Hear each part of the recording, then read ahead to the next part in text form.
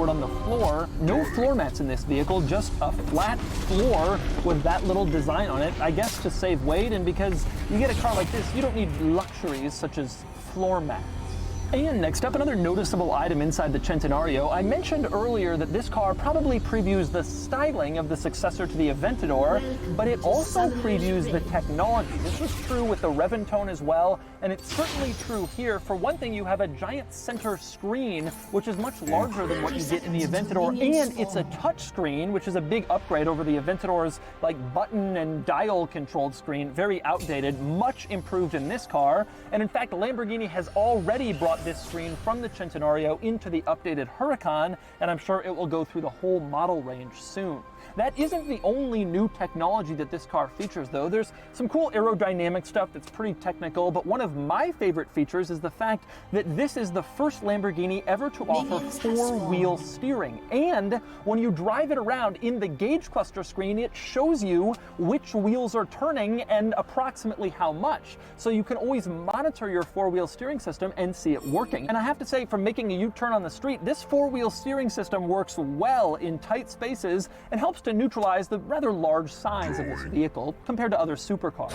But this car isn't so technologically advanced that it gets rid of all the old school Lamborghini charm that made you say, what were the Italians thinking? In fact, there are still quite a few examples of that in here. You want to get out of this car? Well, there's no door handle on the door panel itself. Instead, the door handle is next to the seat, kind of on the door sill. And to use it, you push the plastic part in front and then pull up on the little silver part behind it, and that's how you release the door in this car. Very unusual, very unorthodox for a door handle. And next up, another Lamborghini weirdness quirk.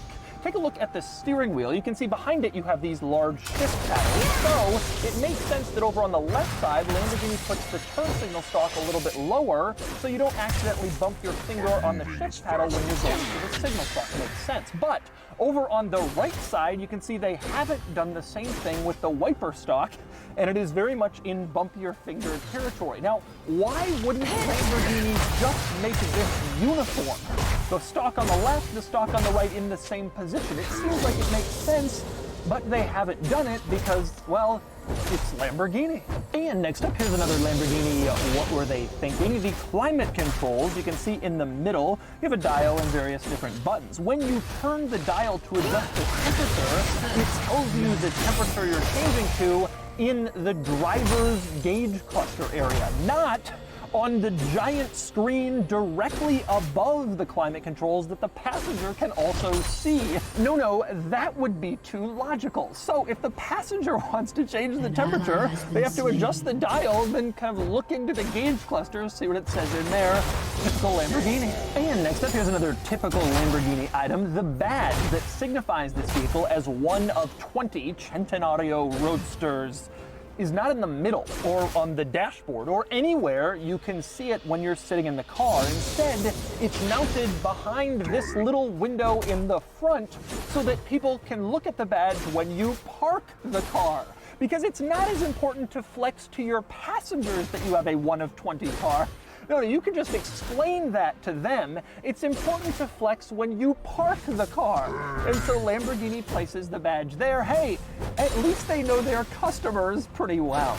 But anyway, beyond the weird Lambo quirks, I'm going to show you around the rest of this interior. Starting in the center with the drive modes, you can see they're labeled Strada, Sport, and Corsa. That would be Street, Sport, and Race. And you press these little arrow buttons on the end to switch between the drive modes depending on what mode you want to be in. Now right below that you have a button labeled R, that is to put the car in reverse. To change the other gears, you just use the shift pedals. Over on the other side you have an M button, press that, and it puts the car in manual mode so you can use the paddles or just pull one of the pedals and you're automatically in manual mode. Your last important item in here is under this red cover where you have the start-stop button. Flip up the cover, press the button, and the car roars to life. Now below all that stuff, pretty standard buttons down here, parking brake, couple of USBs, but you also have this little button that has kind of a strange diagram on it, what does that do? You press it and it raises the rear spoiler. Now the rear spoiler also automatically goes up and down as you drive depending on what speeds you're hitting, but if you want to manually raise it up to attract even more eyes to this car, as if that was possible, then you can do it yourself by pushing that button. And by the way, here is what the wing looks like when it's raised up. You can see it really just looks like a raised wing. For as much craziness as this car has on the outside, the inside, the cost of this car, the wing is just fairly standard. Nothing too crazy here. But speaking of things raising up, it is worth noting this car has an axle lifter system, like a lot of supercars. You press this little button in the center, and then the front of the car raises up so you can clear steep driveways, whatever, without worrying about scraping. That's an especially important point in this car because it has a very low front splitter, which is part of the cool aerodynamic system debuting in the Centenario. The drawback of this system, though, very low in the front, very long, so this front axle lifter is a pretty important feature. And next up, I want to move into the infotainment system for a minute, since this was a brand new system when it first came out in the Centenario, and it has a few cool features. For instance, you go into car display, and it will show you when you're driving where the aerodynamic load is on the car. I guess there are sensors that can actually tell you, depending on your speed and where the wind is, exactly where the air is flowing throughout the car. That is a pretty cool feature.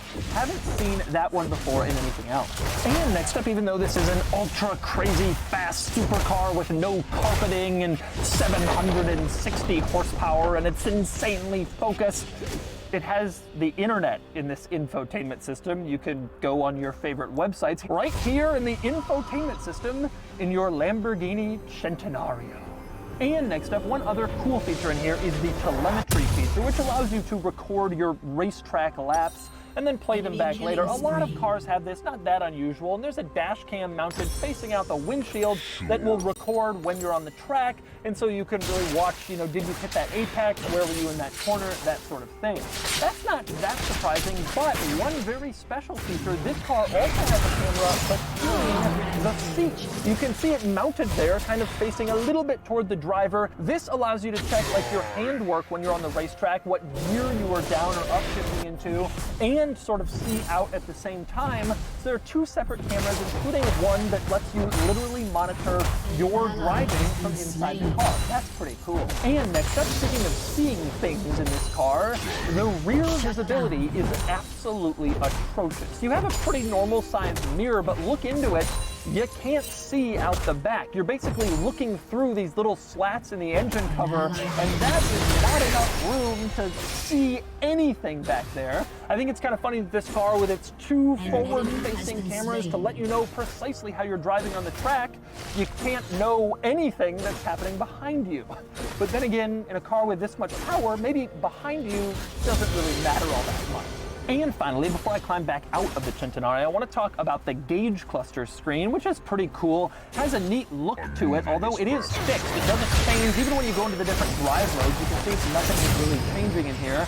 But it is cool in its fixed state with its giant tachometer display and its G-forces display, and everything just looks exciting and special in there. And finally, we move back outside of the Centenario to discuss the front trunk situation, which is abysmal in terms of storage space. Incredibly small front trunk, one of the very smallest, and Lamborghini has made it even more challenging to use as storage space by sticking this bar right in the top through the middle. So anything you maybe could have gotten in there before with this bar in place, now you can't get it in there. It's like they're trying to make the car less practical, and succeeding. Actually, I think this bar is there for regulations. The government says that if your trunk is a certain size, you have to put in an emergency trunk release on the inside in case you kidnap someone. But some supercars get around that regulation by putting a bar through the center to split up the size of the trunk so they don't have to put in the emergency trunk release. And I think that's what's happening here. But the crazy part is just how small it is under here. The Aventador trunk is double this size. And you can see it takes up this entire front area, but in the Centenario, no, a much smaller trunk. I'm sure there is a functional reason for it, but it makes the car just that much less practical. It's kind of funny to see it. Now, unfortunately, this is the last thing I can open in this car because I can't access the engine, or at least I can't do it very easily. You can see this little keyhole on the top of the engine cover. There's one on the other side too. You have to unlock those and then you can begin the process of opening up the engine cover. It's just a little bit difficult, but you can see the engine through the glass in back, and well, what you can see looks very, very cool. But they definitely go to some lengths to make sure you can't easily get back there unless you are qualified to be pawing around in your Centenario engine bay. And so those are the quirks and features of the Lamborghini Centenario. Now it's time to get it out on the road and see how it drives. All right, driving the famous Centenario. This car is just quite incredible. It's a little bit intimidating, honestly. You get in and you know what it's worth, and you know how rare it is, and you know if you crash it, you're gonna be part of history. You know, I don't want to crash any car I review, but Aventador is replaceable. There's a bunch of them. This thing, so you got to be really careful, and I'm a little nervous every time I drive something really high value. So you get in this, the very first thing you realize when you start to drive it, especially at low speeds, is you have the transmission is slow. This is a concern about the Aventador as well. This has always been kind of a reality of this generation of car. Because the Aventador came out so early, it had, you know, the old school kind of single clutch transmission. It has been refined and it feels faster than it ever has, but it's not as fast as a dual clutch like what you get in a Huracan. And I suspect they'll refine it, give it a dual clutch for the next generation of this car. I will say, the sense of occasion in this car is quite something. That's one thing the Aventador has always done incredibly well. The Centenario takes it up to a whole new level. It just looks insane in here. You know, you sit in a Ferrari 812, you could forget that you're in a really special car. In this car, there is no forgetting.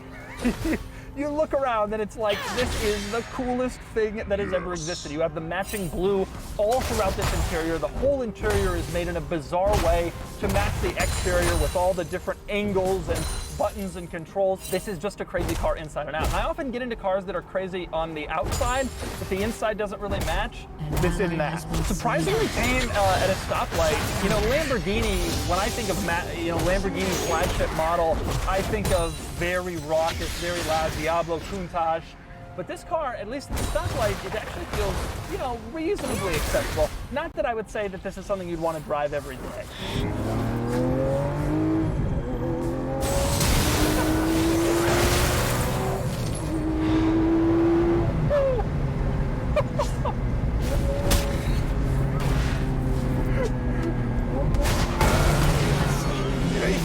Behind you in this car.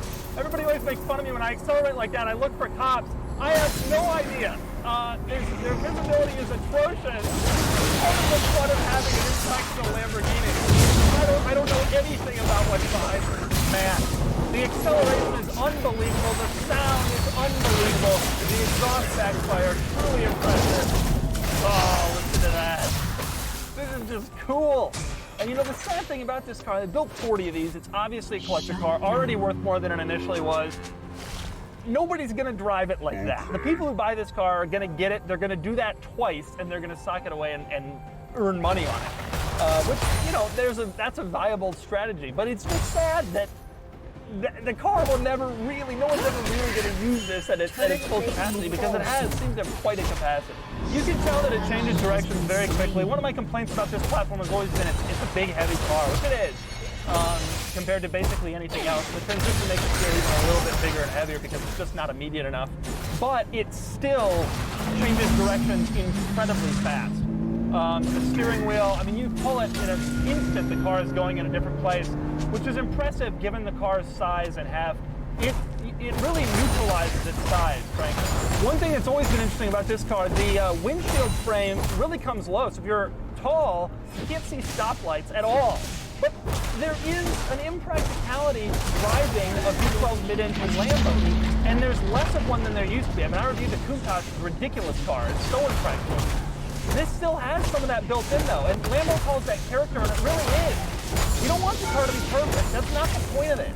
You want to suffer a little because it has to be less accessible than a normal person just gets in and drives it. on is for the people who just want a Lambo. This thing is on a different plane. The downshifts are unbelievable, and when you downshift, you can hear a little bit of air getting sucked in. Look at that. It's amazing. It's quite a sound. The car is remarkably stable. Another thing you don't really associate the Lambos with, and the flagship V12, you think Diablo, it gets away from it swirling, not this car. Even the Murcielago was a little bit kind of challenging. This car feels stable, good, and like you can drive at high speeds without realizing it's Lambo doesn't want you to drive it. That's the thing. Everybody always asks me, can you drive it every day? That's not the purpose. Especially this car. You want it to be a special occasion thing that is very, very unusual and special, so that when you do get in it, you have that amazing experience. Sitting in this car separately, you do feel a little nervous with other cars around. They have no clue. Here in Newport Beach, Orange County, Southern California, you see Lambos on the road all the time, and people are like, oh, just another Lambo. Well, they don't realize that if their foot slips off the accelerator, they're looking at an insurance claim that exceeds the value of their policy. But I know that, and so I'm terrified. I'm sitting in traffic next to a Corolla. That's one of the things ultimately that keeps people from driving these. They have to be pristine in order to maintain their value very well. And every time you take it out, you're nervous. Even if you have $1 million, you don't want to destroy the car and mess it up with 40 of these. This car is so cool. I just think it's one of the most special modern Lambos, and I'm hopeful that it does preview the next generation, because it really looks cool, and the interior is cool, and the tech is cool. And if this is the future of Lambo, then it's the future I'm ready for. I would say my only complaint would be, let's get the transmission improved to a dual clutch and kind of join all the other modern supercars. And so that's the Lamborghini Centenario. Almost $3 million, just 40 units built, 20 in each body style. The Lamborghini that makes other Lamborghinis seem as common as a Honda Civic. If you want power and performance and standout styling, you get an Aventador. If you want the ultimate modern Lamborghini, you get this. And now it's time to give the Centenario a Doug score. Starting with the weekend categories and styling, I love the Centenario. I think it's surprisingly gorgeous and distinct from the Aventador, given the Aventador base, and it gets a 9 out of 10. Acceleration does 0 to 60 in 2.9 seconds, and it gets a 10 out of 10. Handling is sharp, but this is a bit too heavy and a bit too big for a perfect score, and it gets a 9 out of 10. Fun factor is huge, about as good as it gets, and it gets a 10 out of 10.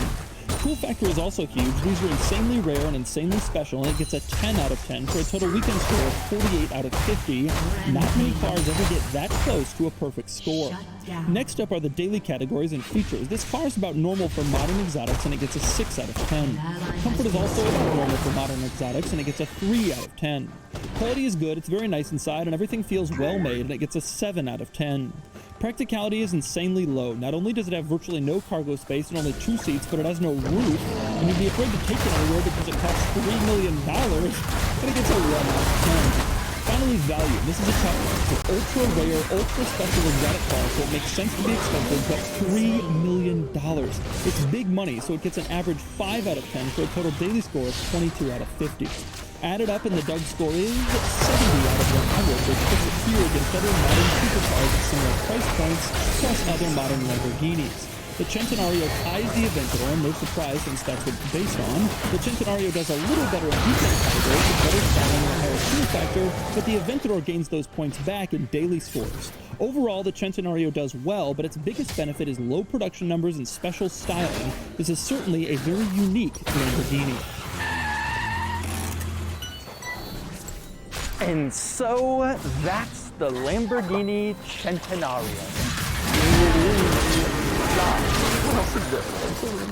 And I suspect I never will again. Oh. Hey! Hi! Oh, you're so cute. You're the cutest dog ever. Oh, what a combo. Hi.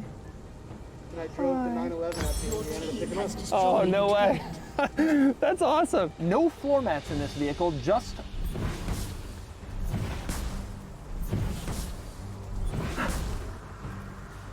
Okay.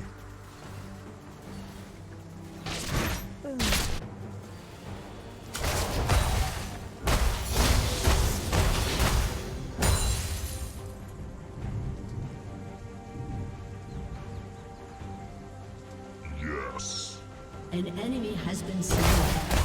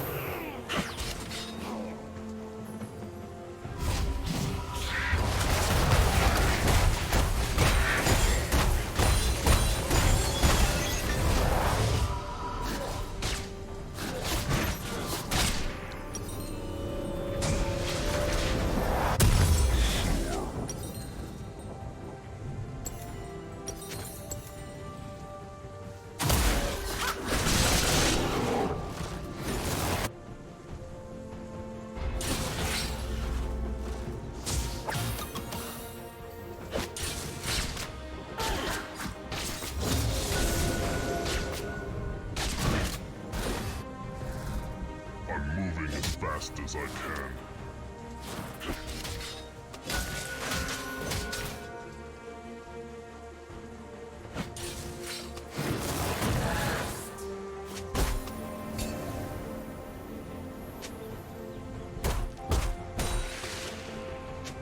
Okay.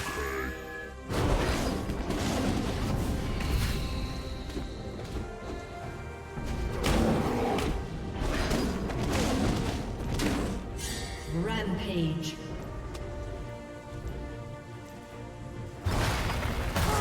An enemy has slain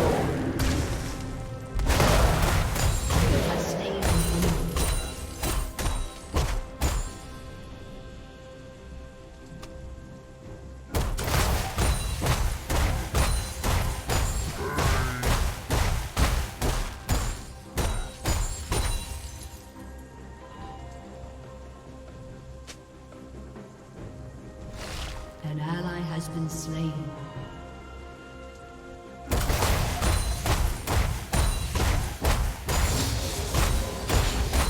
Yes.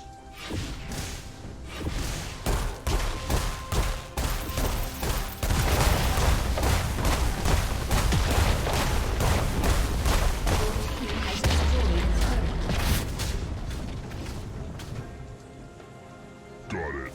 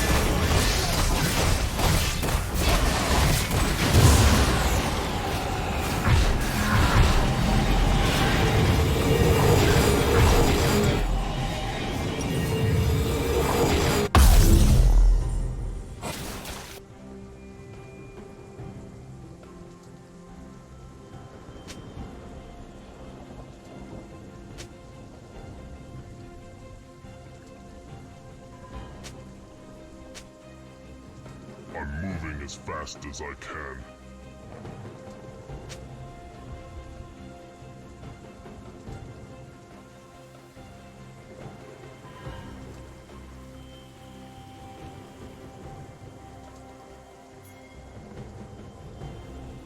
Okay. Shut down.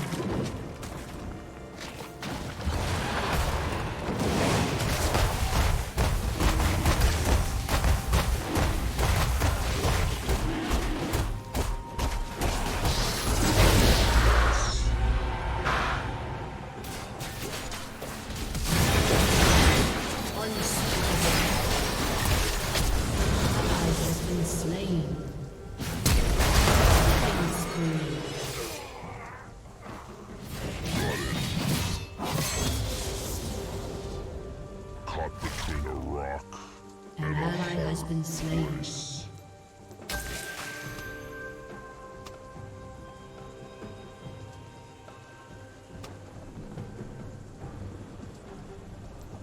Going.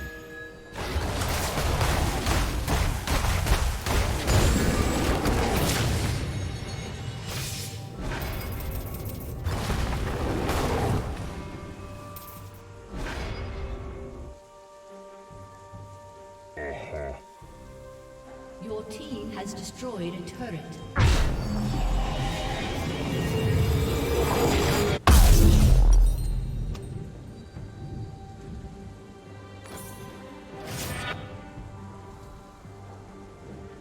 I'm moving as fast as I can.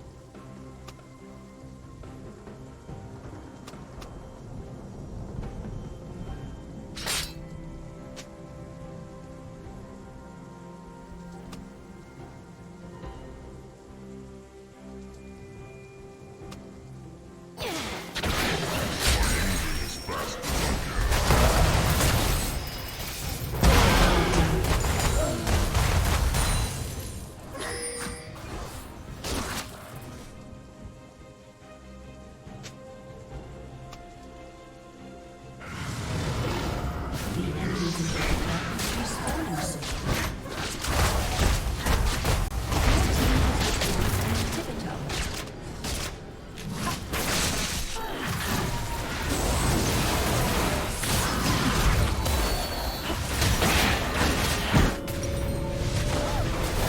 Shut down. An enemy has been slain.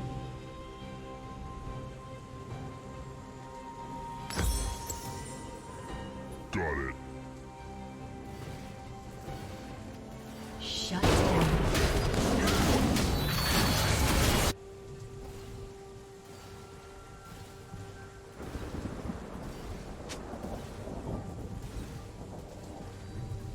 Okay.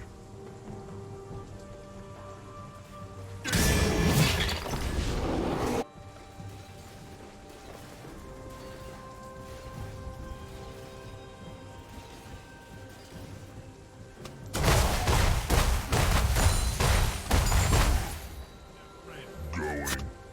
Enemy killing spree.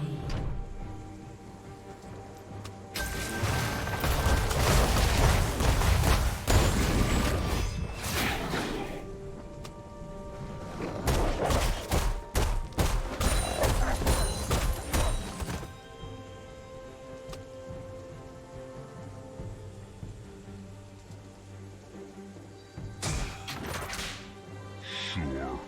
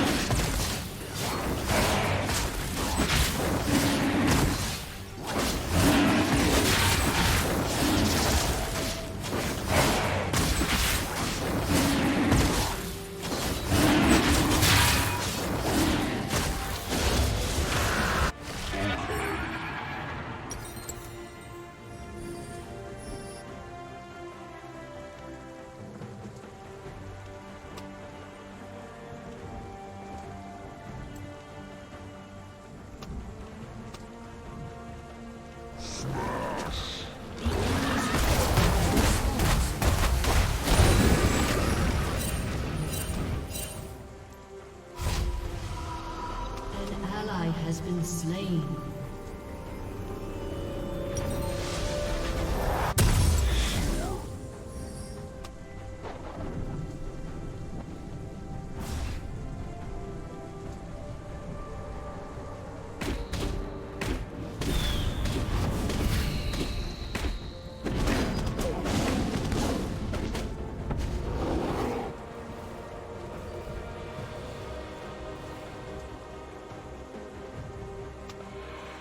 I'm moving as fast as I can. An enemy has been slain.